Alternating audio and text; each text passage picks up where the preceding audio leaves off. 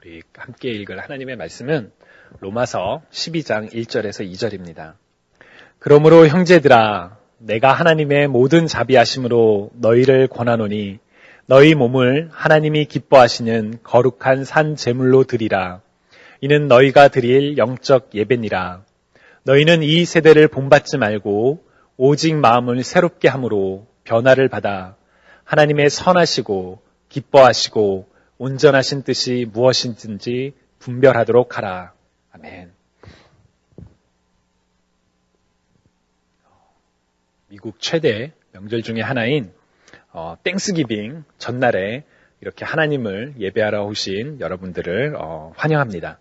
우리 옆에 계신 분들 혹은 뒤에 계신 분들 돌아보면서 잘 오셨습니다 라고 한번 인사할까요? 잘 오셨습니다.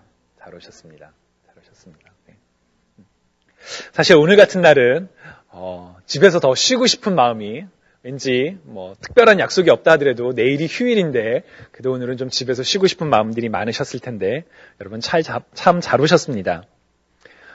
오늘 우리가 같이 읽은 이 로마서 12장은 바울이 그리스도 안에서 새 생명을 얻게 된 신자들에게 믿음으로 권면하고 있는 바로 그런 내용들입니다. 로마서 1장부터 11장에서 바울은 하나님의 자비로 말미암아 죄인임에도 불구하고 의롭다라고 선언된 바로 그 하나님의 은혜에 대해서 이야기를 합니다. 그리고 이제 12장 1절에서 그러므로 형제들아 내가 하나님의 모든 자비하심으로 너희를 권하노니 너희 몸을 하나님이 기뻐하시는 거룩한 산 제물로 드리라. 이는 너희가 드릴 영적 예배니라 라면서 권면의 내용을 시작하죠. 사실 몸 혹은 산 제물이라는 표현이 나오기 때문에 구약의 제사법에 나오는 그런 제물을 우리가 머릿속으로 떠오를 수도 있지만 사실 바울이 말하는 몸은 우리의 육체, 피지컬한 바디만을 가리키지는 않습니다. 당시에는 몸과 영혼을 구분하는 그런 이분법적인 사고가 비록 팽배하긴 했었지만 바울이 이야기하는 몸은 우리의 모든 것을 의미합니다. 우리의 몸뿐만 아니라 우리의 혼, 영, 우리 전체를 의미하는 것이 바울이 이야기하는 바로 이 몸이죠. 그래서 바울은 우리의 모든 것, 곧 우리의 전체를 하나님께 거룩한 산 제물로 드리라고 이야기합니다. 사실 여기서 산 제물이라는 단어도 좀 많이 충격적인 그런 단어입니다.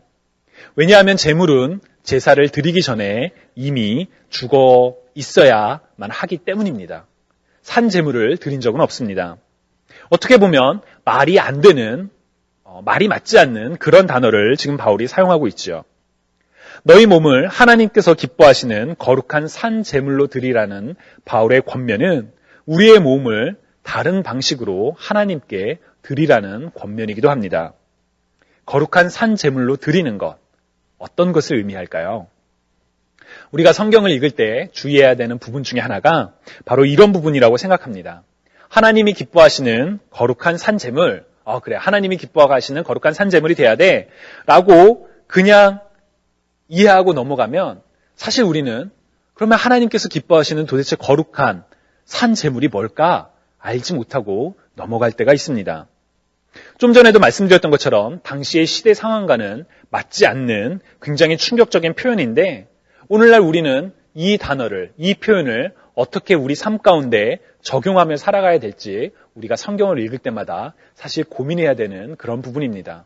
그냥 한눈에 읽기에는 하나님이 기뻐하시는 거룩한 산 제물 하고 넘어가지만 진짜 그 의미가 뭘지 우리가 생각해보며 그렇게 성경을 읽을 필요가 있습니다. 제가 이해하는 하나님이 기뻐하시는 거룩한 산 제물은 이렇습니다. 우선 주체가 하나님이십니다. 내가 기뻐하는 것이 아니라 하나님의 관점에서 하나님께서 기뻐하시는 바로 그 의미가 있습니다. 그래서 내가 아무리 기쁘고 내가 아무리 만족스럽고 내가 아무리 행복하다 하더라도 사실 그것은 의미가 없습니다. 바로 하나님의 관점에서 하나님께서 기뻐 받으시는 그런 우리가 되어야 한다는 뜻이지요. 거룩은 하나님의 성품을 가리킵니다. 세상과 구분되는, 죄와 구분되는 하나님의 성품이 바로 거룩함이지요. 하나님께서는 내가 거룩하니 너희도 거룩하라 라고 레위기에서 하나님의 자녀들에게, 하나님의 백성들에게 명령하셨습니다. 세상 가운데 거룩한, 곧 구분된 삶을 살라는 그런 말씀입니다. 즉 거룩하다는 것은 세상과는 다른 하나님을 닮은 바로 그런 모습으로 살아가라는 의미입니다. 마지막으로 산 제물이라는 단어에도 굉장한 긴장감이 있습니다. 제물은 죽어야 제물이 됩니다. 또한 제물로 선포된 이상 제물은 자신의 삶에 소유권이 없습니다. 자신의 생명을 자기 스스로의 결정으로 할 수가 없지요. 자신의 전부에 소유권이 없기 때문에 그래서 제물은 살아있는 것이 아니라 살아도 죽은 것입니다. 그런데 바울은 산 제물이라고 분명하게 살아있는 그 표현을 사용하지요. 죽어 있어야 하는데 살아있는 제물이라고 이야기를 합니다. 어떻게 보면 역설이죠. 어떻게 보면 말이 안 되는 그런 상황입니다. 그러나 바로 그 역설 속에, 그 긴장 속에 중요한 메시지가 있다라고 저는 믿습니다. 하나님이 기뻐하시는 거룩한 산 제물은 나의 몸, 나의 인생이라고 생각되는 내 삶의 전부를 하나님의 관점에서 하나님이 기뻐하시도록 세상과 구분되게 거룩하게 나의 소유권을 주장하지 않고 하나님의 주인 되심을 인정하며 사는 것이 바로 하나님이 기뻐하시는 거룩한 산 제물이라고 저는 믿습니다.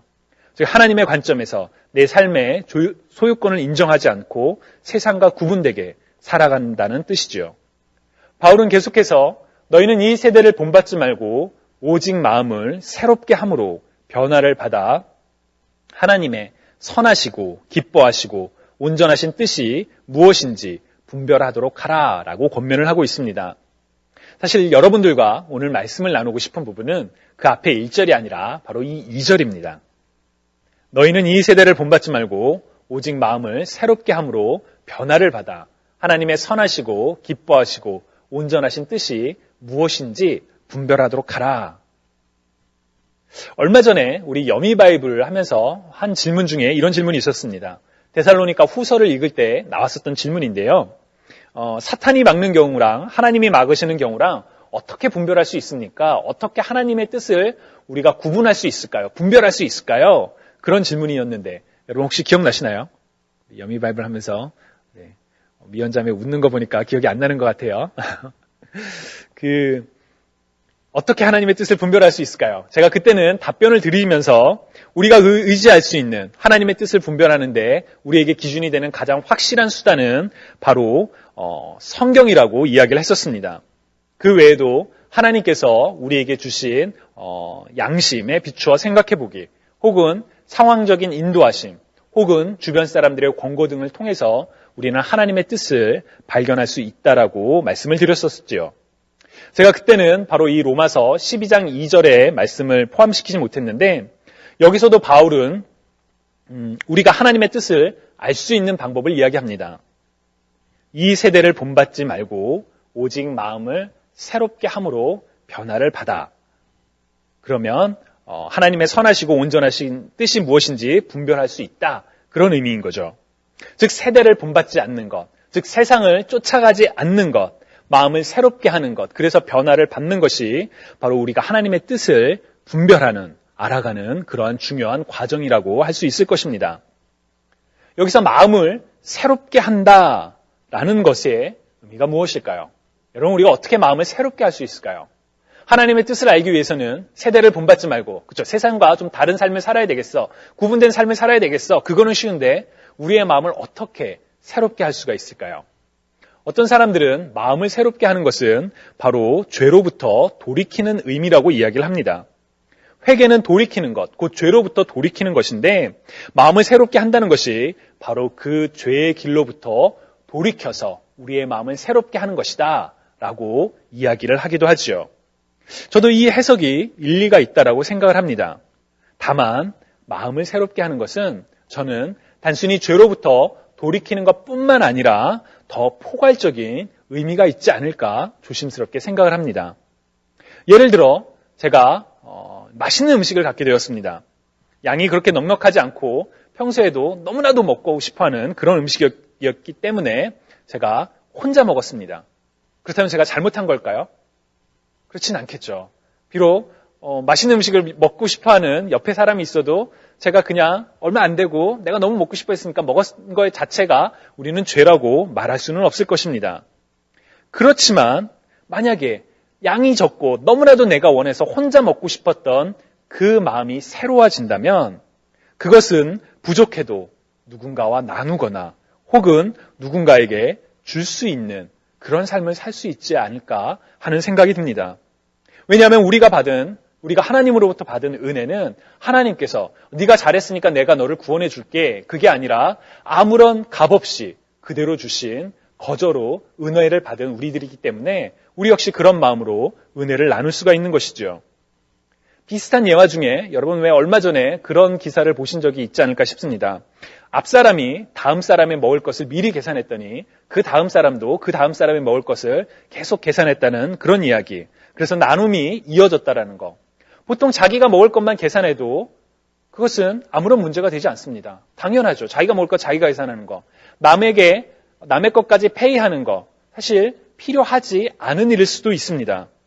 그렇지만 우리 마음이 새로워진다면, 우리 마음에 변화가 있다면 도저히 할 수 없었던 그런 일들을 할 수 있게 되겠죠. 내 안에 차고 넘치는 은혜가 있기 때문입니다. 기쁨이 있고 넘치는 사랑이 있기 때문에 우리가 이전에는 할 수 없었던 그런 일들을 하게 됩니다. 바로 마음이 새롭게 되었을 때 저는 그런 일들이 가능하다고 믿습니다. 이처럼 마음이 새롭게 된다는 것은 단순히 우리가 죄의 길로부터 돌아서는 것을 넘어서 우리 삶의 중심에 바로 하나님의 관점, 어떻게 하면 하나님께 기쁨이 될 수 있을까? 어떻게 하면 하나님께 우리의 감사를 드릴 수 있을까? 하는 그 마음이 우리의 마음을 새롭게 하는 과정이라고 저는 생각합니다. 로마서 1장 21절에서 바울은 사람들은 하나님을 알면서도 하나님으로 영광을 돌리지도 않았고 하나님께 감사하지도 않았습니다. 오히려 사람들은 헛된 것을 생각했으며 그들의 어리석은 마음은 어둠으로 가득 찼습니다. 라고 이야기를 합니다. 그러나 마음이 새롭게 된 사람들이라면 바울이 이야기하는 이것과 정반대의 삶을 살겠죠. 곧 하나님께 영광을 돌리고 하나님께 감사하는 것, 세상의 헛된 것을 쫓아가지 아니하고 정말 귀하고 참되고 영원한 기쁨을 쫓아 사는 그런 삶을 살 수 있겠죠.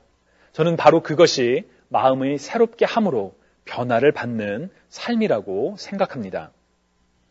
지금까지 제가 여러분들에게 로마서 12장 1절과 2절에 대해서 이야기를 했지만 사실 제가 진짜 오늘 바로 땡스기빙 전날에 여러분들과 나누고 싶은 이야기는 바로 지금부터입니다. 어떻게 보면 제가 지금까지 여러분들한테 말씀드렸던 것은 일종의 그 밑밥이라고 할 수 있어요. 사실 이렇게 성경의 내용을 이렇게 해석한 걸 밑밥이라고 하면 안 되는데 하지만 해석이니까요. 그리고 여러분들에게 적용할 수 있는 진짜 하고 싶은 내용은 바로 이겁니다. 주님이 사랑하신 여러분은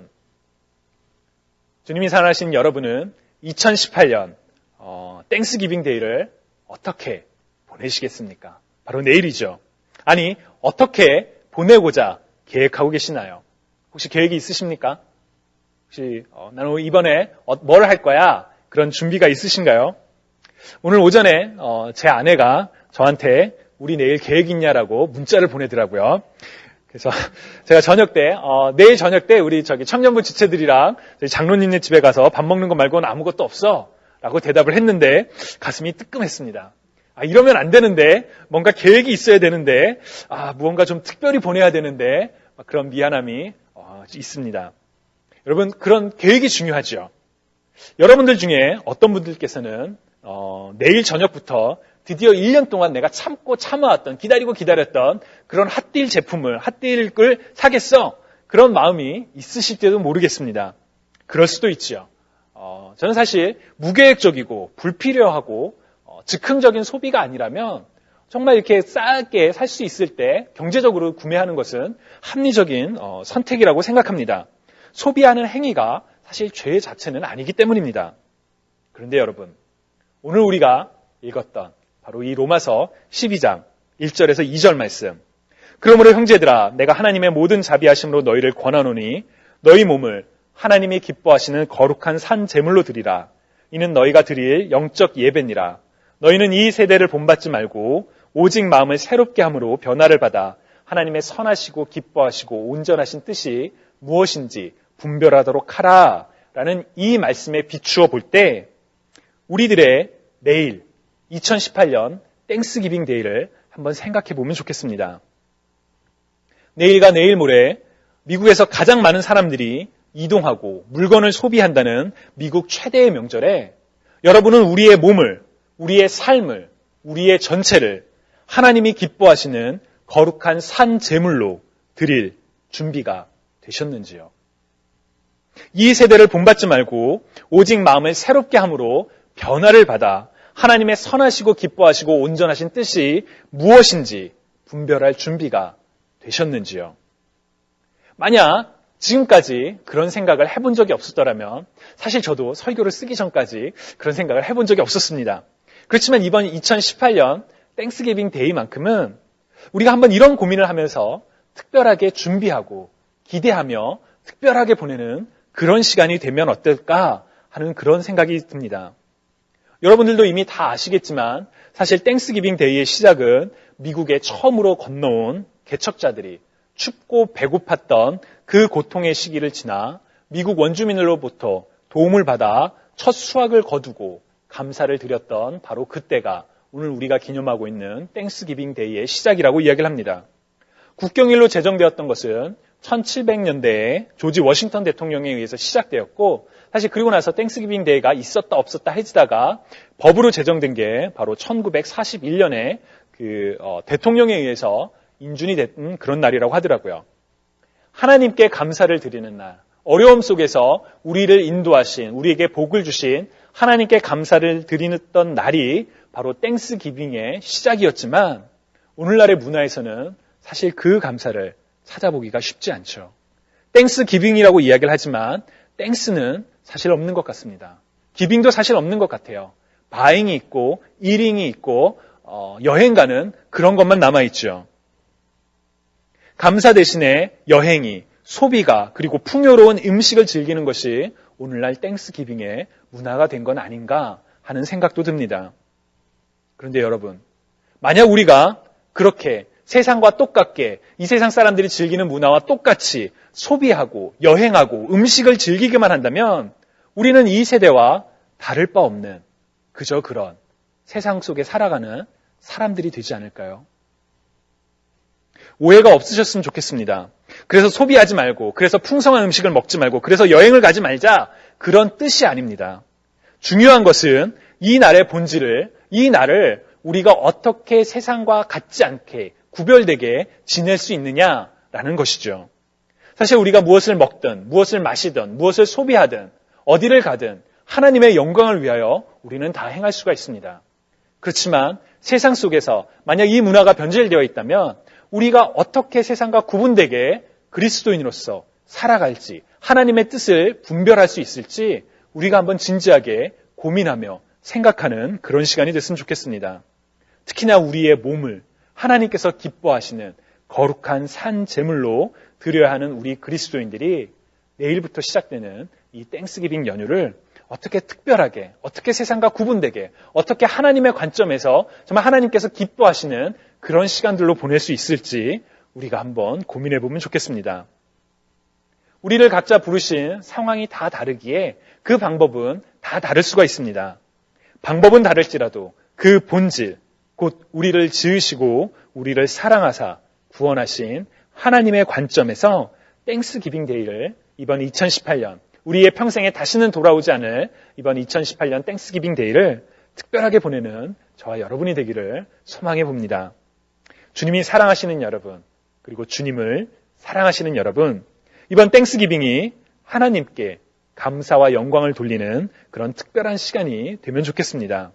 하나님의 관점에서 하나님께 기쁨이 되도록 특별한 계획을 아직 세우시지 못하셨다면 오늘 밤부터 내가 이번 땡스기빙 데이는 어떻게 보낼 거야? 하나님의 기쁨이 되기 위해서 이런 것을 해볼 거야. 한번 계획을 세워보시고 내일부터 한번 실천해보는 그런 은혜를 경험하는 저와 여러분이 되면 참 좋겠습니다. 오늘 본문을 우리 다시 한번 한 목소리를 읽으면서 오늘 설교를 마치겠습니다. 우리 같이 읽어볼까요? 시작. 그러므로 형제들아, 내가 하나님의 모든 자비하심으로 너희를 권하노니 너희 몸을 하나님이 기뻐하시는 거룩한 산 제물로 드리라. 이는 너희가 드릴 영적 예배니라. 너희는 이 세대를 본받지 말고 오직 마음을 새롭게 함으로 변화를 받아 하나님의 선하시고 기뻐하시고 온전하신 뜻이 무엇인지 분별하도록 하라.